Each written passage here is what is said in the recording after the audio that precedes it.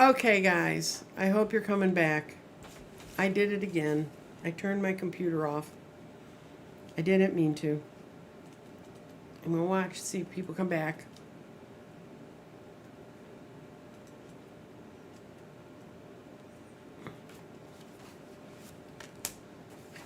I'm waiting. Anybody come back in? If not, that's going to be the end of this. Okay. Oh, I'm thinking of moving. Do you see me moving? Okay, guys. Okay. I'm sorry. I hit my other keyboard and it made you go away. Someone asked if they're thinking of moving, but this is for the lady. This is for Barbara. Her crystal was the pink tourmaline. And it's a magical beauty of the earth. It's sweet, it's soft, it's vibrant. It represents unconditional love. It's the stone of grace, aligning your soul with the sacred and divine, assists in releasing blame and guilt, finding deep forgiveness for yourself, often as much as for anyone else. Powerfully opens and heals the heart, transforms barriers around the heart chakra, opens your experience to magic and the joy of life. It increases spontaneity and fun. And I hope she comes back and finds out what that was, because it's a good stone. I'm sorry, guys, I cut you off. I got all three of you now. Okay. Well, I had just finished all of the questions that were in chat when we got to that point. And what I'm going to do quickly is I was going to do a thing on finding your own divine, your own divinity, because I've been doing all these shows on divination tools and how we work and what happens. And yeah, I know I disappeared for a while and it was my mistake. I'm going to pull one more crystal card and then I'm going to go on to what I've wanted to talk about today.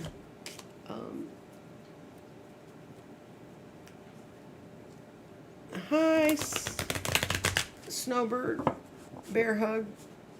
I'm back. I'm back too. Thank you for coming back. Thank you for being patient. Thank you for trying to find me. And you got crystal, and it means that this connects you to animals. The person who wanted me, Stephanie, are you close to animals? Do you raise critters? Do you like critters? We'll find out.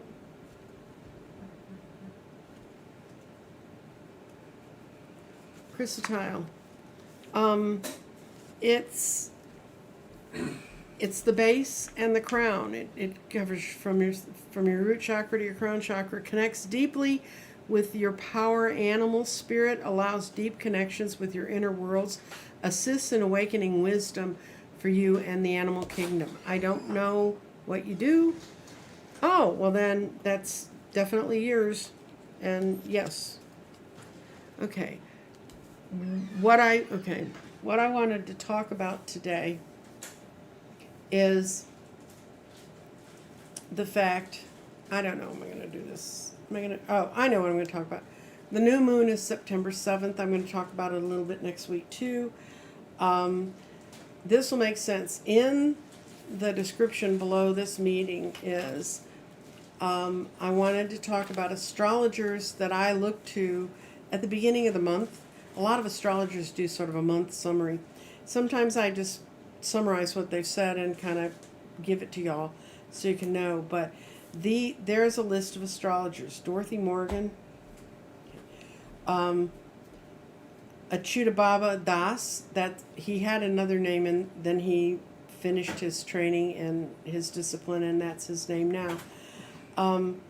Rick Levine. Rick Levine's a little long. He's an hour, but his charts are really easy to follow. Steve Judd. Steve Judd's the guy that made his reputation by predicting 9/11. He's English. He actually reminds me a lot of my second husband. He has that kind of British accent. He looks like a gruff old guy because he kind of is a gruff old guy, but he is a really good astrologer, and he's thinking about getting out of the YouTube business. He's really, really good, though. If you watch him, He can explain things in a way in astrology that will make sense to you. Then there's Maxine Taylor, who is a sweet woman she lives in Georgia, and she was the first licensed astrologer in America, she said, and it happened that she did that in the 70s, and she used to be like on Good Morning America and a lot of other stuff. Anyway, she draws these absolutely charming, each zodiac sign chart, and she hand draws them, or she has someone. If she's paying somebody to hand draw those, she should get her money back. But they're absolutely wonderful. And so go and look at her site. And then there's another British astrologer named Penny Thornton, and she looks like she's inviting you to tea. She doesn't put up charts. She just talks, but she can really kind of elucidate a lot of things for you. Then there's one person I listed below, well, two. One is a guy named Lee Harris. He's a channeler. He does a general message at the beginning of the month. I find his stuff to be very encouraging. He does not stoke fear. He stokes what you can do as an individual to help make the world a better place. The other person who I put on there that I watch every time they're on is actually Intuitive You, because I love the positivity of her readings. I love the way she handles the questions. And she does a lot of political readings, but when she talks about politics, she doesn't stoke your fear, and she also doesn't.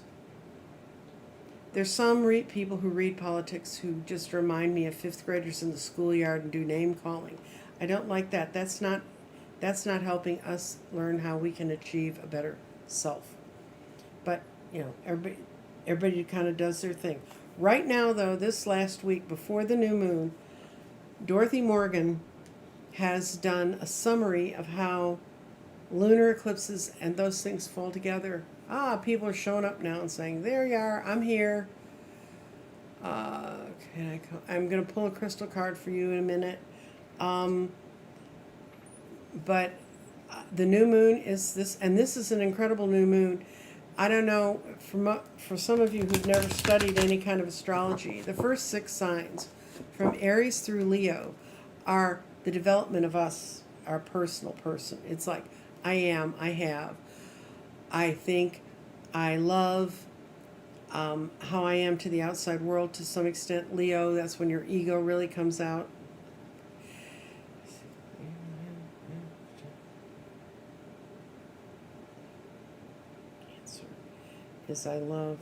Cancer's emotions, Gemini's thinking,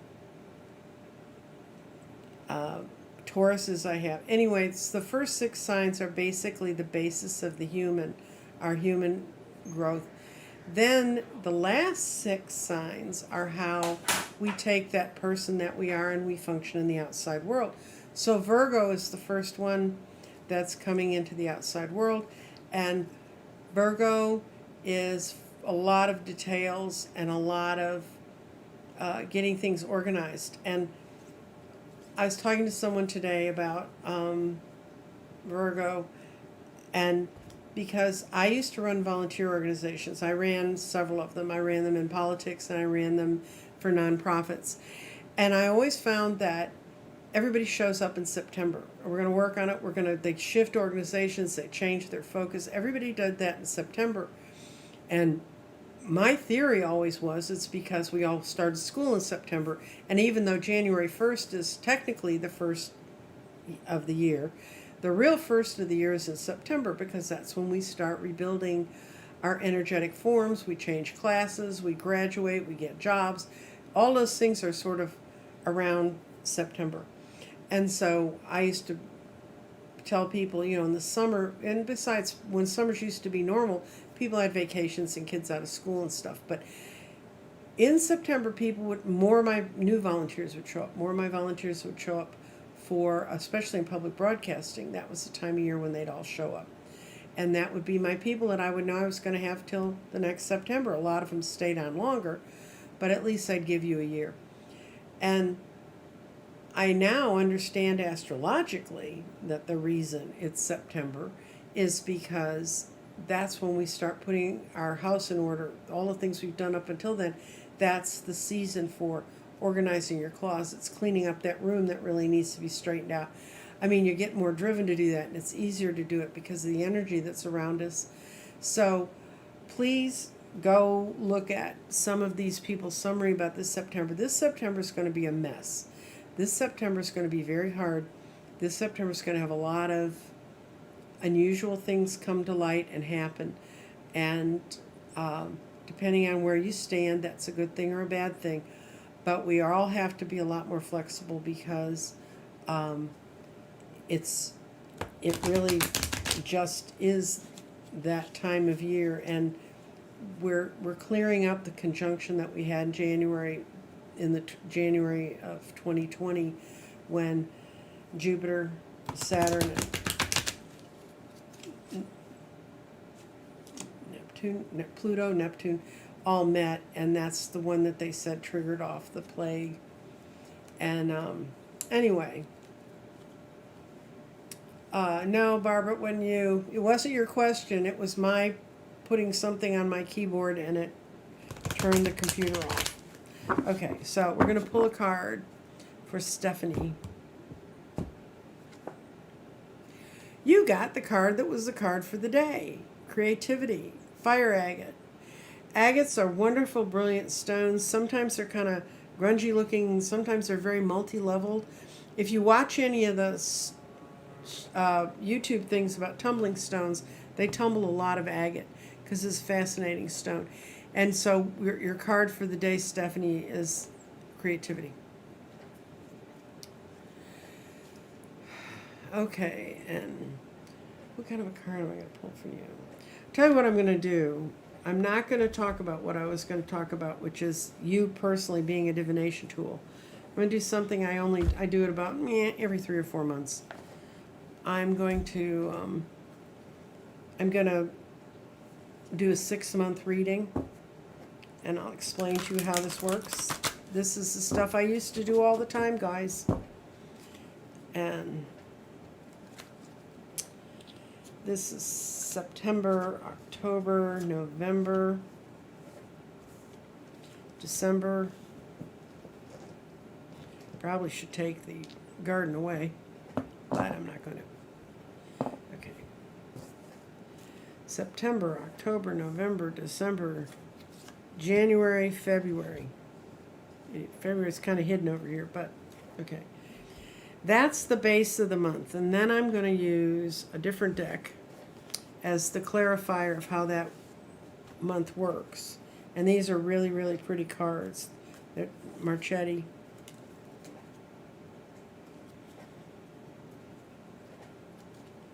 And these are very graphic, but very pretty cards. And I got them for myself for a birthday present once. That's okay, Annie. I mean, if you can't work, you're lucky to have a job, and we understand, and it's not like you can't go back and catch the show. Okay. September, October, November, December, January, February. I'm doing a 6-month reading for you. This month's a lot is going to come to light, and it's going to come to light about the emperor, about the laws and legal things. If I live in the state of Texas, this has already started out to be a bummer month because of our legislature, but in the end, this is going to inspire people to finally make the changes they should have made about Roe v. Wade, whether you think it's a right we should have or not. This change that they made in the law is going to focus people on what the law is, who's writing the law, and I worked with a group for a long time, and we wanted them to, when the Dems were in charge, to go after and make Roe black letter law. In other words, it becomes the law of the land because it's a law. And the Supreme Court can't kind of overrule those things. And they didn't do it. And so now they're going to have to do it. Okay. And they're going to be doing it cleverly in October. And we got the sun again. So for people who have said, why aren't we hearing anything from Merrick Garland? Where's the Justice Department stuff? This is as political as I get, guys, because those are, I don't consider those politics. I consider those things that have to do with our overall, how our economy goes and how everything else goes. The Magician for October says you can manifest the life you want. What you need will magically appear. Successful new beginnings. And you got the Sun again, which is, like I said, shines the light. This is the light shining in and clearing up the infections we have against that have been going on. This is November. Choices, choices, choices. And a lot of people are going to feel like walking away, and they're not going to feel like they're strong enough to walk away because they got the Strength card. But the Eight of Raphael is there's something better waiting for you. Do what you know that's right. Face life on a spiritual quest. And then we're going to feel at times like, it's not strong enough. I've been through all this stuff. How many months have we been locked up, not locked up, locked up, not locked up? That's wearing people down, but that's going to be the month when we need December. Let's see what's happening in December. Oh, December is going to be a tough month. It's still going to be, this is the head and the heart fighting, if you don't know what the Two of Swords is about. And it will be better if you just make a decision, overanalyzing the problem. Just make a decision, pick a path, go with it. Because you're going to try to be in charge of everything. This is the Four of Coins. It's going to have to do with our assets and how we spend our money and how we spend our time, how we spend our energies. But December is going to be a critical month for us making our mind up. Pick a path. Because January is going to be a month of truth. And you've got the Knight of Ariel, but that's in a traditional deck, the Knight of Coins. This all has to do about value and truth. And look at that truth, man. She's going to stab through anything to get to where she needs to go. So a lot of truths are going to be coming out for us in January, and that's actually a very positive connection. Okay, and we got another. And then we have peace in February. And peace in this case, releasing the past, more enriching futures coming, let go and let God. In a traditional deck, that card is death. But death actually means complete transformation, as what was there before is now gone. I was talking with someone today who wanted to know when I thought the sort of the final blows towards COVID. COVID's never going away. You understand it's here now with us forever, but we're going to find much better ways to deal with it. And that's what I think is going to come to light in February. And it's going to make things much more open. So what do I see? This month and the next month, because the sun's in both months, September and October are going to be magic times when things are going to move forward swiftly. And it's got to do with our government and our structures and ourselves. And we need to take the spiritual high road, be spiritually ready for it.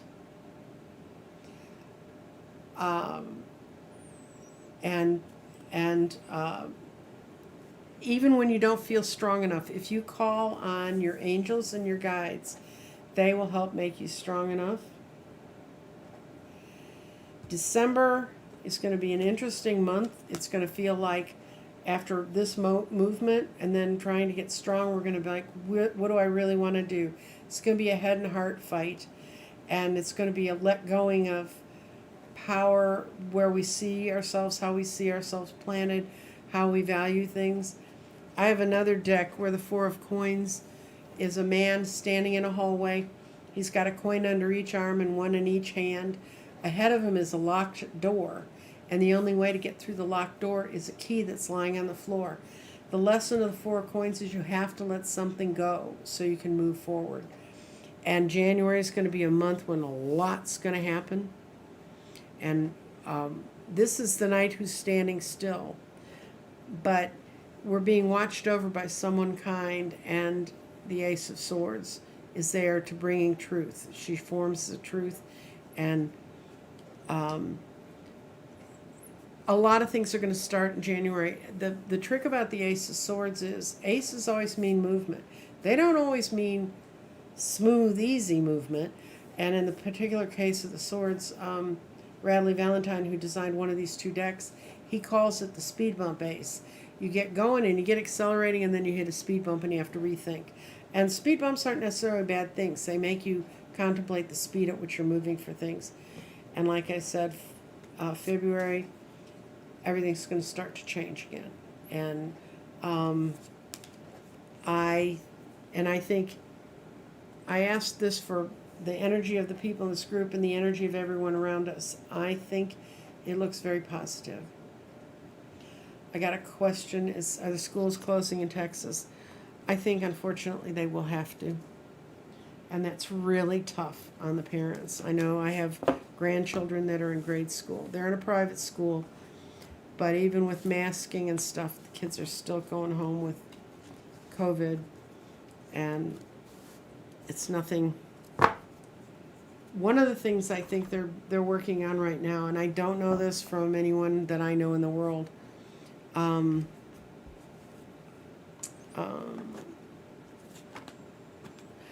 Stephanie, I am going to teach Tarot. I'm going to teach Tarot after I get past the garden. I have a whole curriculum on Tarot. I used to teach a 6 weeks class live here in Dallas, and I'm going to structure it on a Zoom thing for that. And who wanted a card? Okay, Lori Rogers, you're going to get a card from the Marchetti deck. I love these cards. They're almost like they're made out of linen. They're just wonderful to play with. I miss playing with my cards, but I'm learning to appreciate things the garden only can teach me, because the cards can be very dualistic. Okay, you got Lori. You're involved in some false fighting. This is the Five of Wands. And the Five of Wands, 5 is always change. Change is going on around you. Someone doesn't want to be part of that change, so they're making it more difficult. It's not you. The best thing you can do in a false fight is to retreat from it if you can. And see if you can, because your energy in there in the fight, and it just may be your psychic energy in there in the fight, is not helping matters. Okay. Skywalking is going to get a card.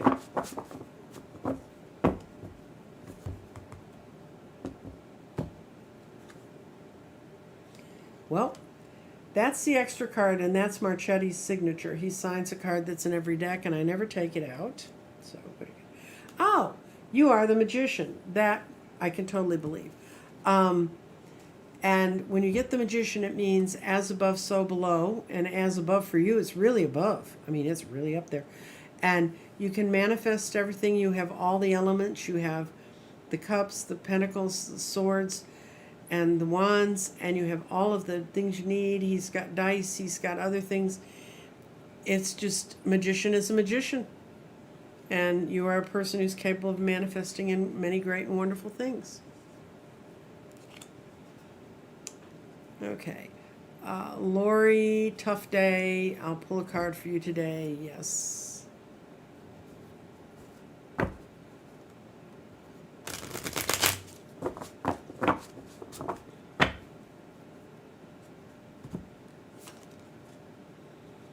King of Wands. When the King of Wands shows up, it's someone's coming towards you with a new idea, something that's positive. It's some person who's being good.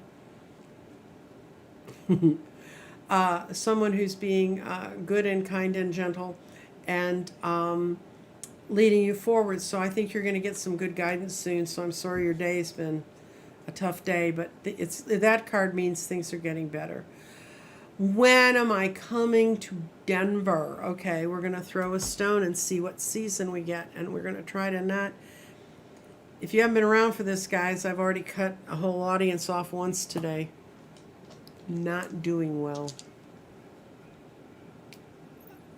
Let's see. Okay, when am I coming to Denver? I guess we want my body to come to Denver. We're going to do two things. My body or my spirit's coming to Denver again. This is a person I stay with when I go to Denver, so, you know. This winter, it'll be in the winter, kiddo. Won't be before then. And she is spiritually a person who's strongly out of my past. The person who asked for that question, she had she had a life regression reading, and I was in her reading. I was there with her in circumstances that we almost recreated in this lifetime. Except we both came out with kids this time. The first time she died in childbirth. And she didn't die this time. Yay! We're getting better at this stuff. Okay. Okay, we're going to see what do your guides want to tell Vernie. And then I'm going to cut this off. Monday, I'm going to be doing Intuitive View with Kim Carey. Today I was going to do my Eat Your Spinach. It's time for you to become your own divination tool lecture, but I ran out of time and then I cut my computer off, which was sort of a sign from above that I don't need to talk to you about that today. But next week I will. And also next week I have Jeffrey Ripecolor is going to be on. And then I probably won't be doing that many shows because I'm going to be getting everything organized for the garden classes. So, okay. What am I doing? Vernie. Oh, Vernie. Okay. What's going on around you right now? You're thinking about the future. You're focusing a little too much on what isn't quite here yet. And that's this stone. And that gives you false illusions. Your vision gets clouded because you think too far in the future. Your best bet is to get your spirit thinking about the path forward. Balance your energy to move ahead and speak your own truth. When you speak your own truth, you need to sit down and have a talk with yourself, girl. You need to look in the mirror and say, and let your guides tell you what they want to tell you, because you've got new values coming forward, flowing into your life really well, and your body is in air, and that means, and that you need to ground your thoughts. So what we've got here is, you think too much in the future, and that clouds your thinking about where you are right now. You have all the ability to ground and move forward. You need to look in a mirror and talk to yourself and let your guides pull out of the back of your brain the next best thing for you to do. Okay, guys, I'm going to fold up my tent and fold up my garden. And if you're on my list and you own a garden next week, then you can take the garden course. The garden course is going to be Zoom classes. They're going to be once for the next 3 weeks. Yeah, I'm sorry, guys. I'm sometimes I'm technically a nerd, and tech support's even here. He's going to come down and yell at me for cutting y'all off. The course is going to be a 3-week course. It's going to be an hour to an hour and a half. I'm setting it up so that there's only 10 people in each course. There's only going to be 10 participants, because I think when they get bigger than that, we can't really follow what's going on. I'm giving them away free because every time I work with you, I learn more. It's going to be a workbook format. You're going to get a workbook where every space in the garden is going to have its own page. It's going to have what each stone, keywords to how the stones fit there. And then there's going to be lots of space for you to write down as you work with the garden while we're in the course. You write down your own impressions of how it works, because as you know, one of my statements in there is you do you, and these gardens are your possessions. They are yours to run. The classes will be once a week for 3 weeks, starting the week after Labor Day week. So a week from today, because I have got to get time to get all this organized. The workbook will be a PDF you can download, and the only way you can download that PDF is if you're in the class. There'll be code words to it. If you can't make a class, if you miss a class, you can go in and put in your password, and you can see what the class learned to study from. And it's free if you have a garden. So that's the key word. And I actually have had a couple people already written me and said, well, what if I'm using my own stones? That's fine. The way I'm going to teach it, if you're using your own stones, throw them out there and see what happens. So Anyway, I look forward to seeing some of you there. I look forward to seeing all of you. Please like, share this, and I'm also going to send out a notice about Kim being here next week, and also Jeffrey Ripe Color. And what Kim and I are going to discuss is going to be, how did she get to be Kim? And we're going to talk about how each of us can build our own power and how to empower ourselves. So, that's it. Bye. Good to see y'all, and